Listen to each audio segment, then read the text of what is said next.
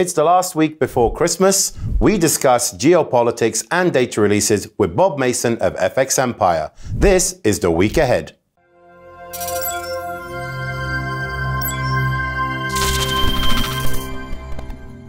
Thank you so much for joining us again today, Bob. It's the third week of the month already. With Christmas looming, what can we see from the data and geopolitics from the week?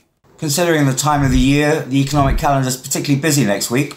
Kicks off with a bang on Monday with private sector PMI numbers for December due out of the Eurozone, out of the UK and out of the US. You know, the Fed's talked about a steady growth next year, and the ECB standing pat on policy.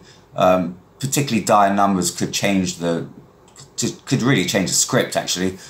So expect those numbers to garner plenty of attention.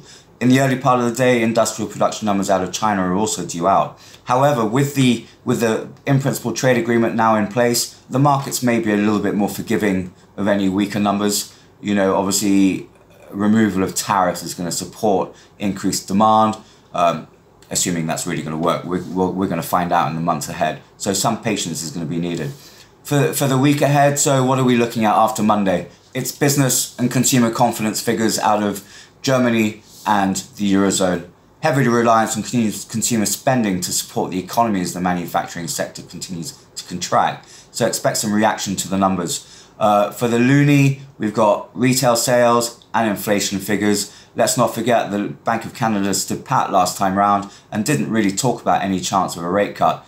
Any weak numbers, and expect that dialogue to begin to change, you know, some more dovish chatter. However, again, you know, trade agreement between US and China, that's got to be positive for everyone all around. So that'll give the Bank of Canada some breathing space. Governor Pollers did speak of interest rates being at the right level to support the economy.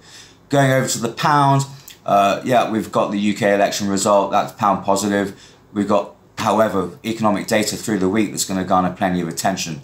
We've got employment figures, inflation and retail sales figures that are coming out ahead of the Bank of England monetary policy decision on Thursday. Shackles are off for the Bank of England. They can start deciding on what to do next. Economic data has been dire. Let's see how private sector activity comes in for December on Monday. If service sector growth contracts further, yeah, there's going to be some more dissent, which could pin back the pound marginally, but not enough to reverse gains from the UK election result.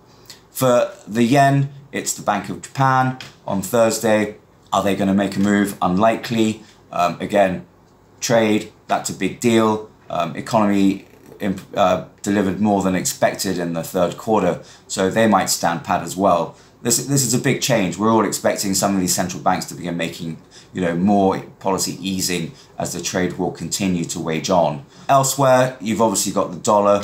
It's a pretty busy week, so expect plenty of moves there. PMI numbers on Monday. We've got finalized third quarter GDP numbers on Friday, and ahead of that we've got the Philly Fed's index numbers on Thursday that also provide, you know, direction. So yeah, it's going to be a busy week ahead. It's the week before Christmas, so all the numbers are coming out, and it gives traders one last bit of volatility before the holidays. On the geopolitical front, let's not forget there's impeachment. That's about to begin, and then we've got obviously, you know, the aftermath of the UK election, how the markets react.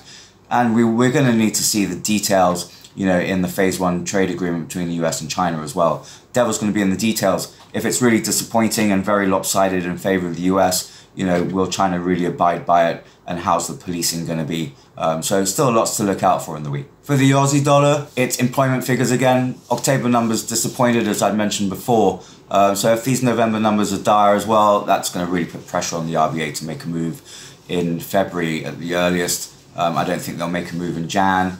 You know, trade agreement in place and all that. RBA minutes are also out. Will they be as well hawkish as they were, as the statement was, which provided the Aussie dollar support last time round? That wasn't the case. So we could hear of further chatter on the need to cut rates and concerns over the effect on consumer confidence, which is definitely evident. So Aussie dollar in action. And then for the Kiwi dollar, it's a big week. We've got third quarter GDP numbers and trade data to provide direction, and there's business and consumer confidence figures as well in the beginning of the week. So big week.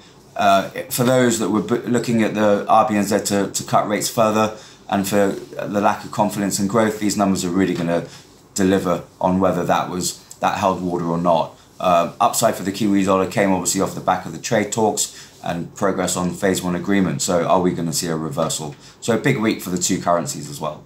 Trade is very much in focus this week, but what about the fundamentals and geopolitics? Going back to geopolitics, while Trump's delivered in principle agreement with China on a trade agreement, there's impeachment talk that's going to be rattling the markets next week.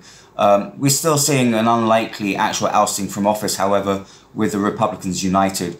The latest agreement came at just the right time. Timing was interesting that Trump delivered just as the Democrats were about to impeach. He's going to look for some further distraction, however, leading up to Christmas. So is he going to be pointing his trade war stick at the EU and the auto sector? You know, he's managed to bend, China into submission. So he might pretty confident to be able to do similar things with the EU. And he'll use Brexit and the latest Tory victory as part of his repertoire in forcing the EU into submission. So yeah, impeachment. And obviously the fallout from UK politics. There's going to be some old hats leaving the respective governments, particularly Corbyn, who had a dismal affair in the latest election campaign. That's the 4th loss in a row. So change in the political landscape in the UK, continued focus on trade, and obviously we've got impeachment to consider as well. And to wrap up, let's move on to central banks. What are the main highlights regarding monetary policy?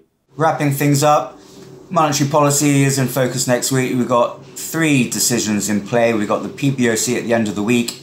We've got the Bank of Japan and the BOE on Thursday. Bank of Japan should really be looking at easing policy further. They've been talking about it for a number of months now, in fact, probably most of the year. The BOE, in contrast, has continued to signal that they'll stand pat until there's clarity on Brexit. Right, we've got it. Tories win with a majority, Brexit by the end of January, economic growth weak, private sector contraction, so some dissent expected. A lot of it's going to hang on data through the week ahead though, however, so expect the pound to be sensitive, but that's really going to influence how much of a dissent there's going to be in the vote count. 9, how many of that's going to go in favour of a rate cut? We saw 1 last time round, so there should be at least 2. Let's see. PBOC, latest trade agreement, that might actually leave the PBOC to stand pat after cutting rates last time round. So all in all, probably steady, no major moves by the policy decision makers, but there'll be some forward guidance to consider. That was The Week Ahead with Bob Mason of FX Empire. Thank you so much for joining us again, Bob, and we will see you again next time.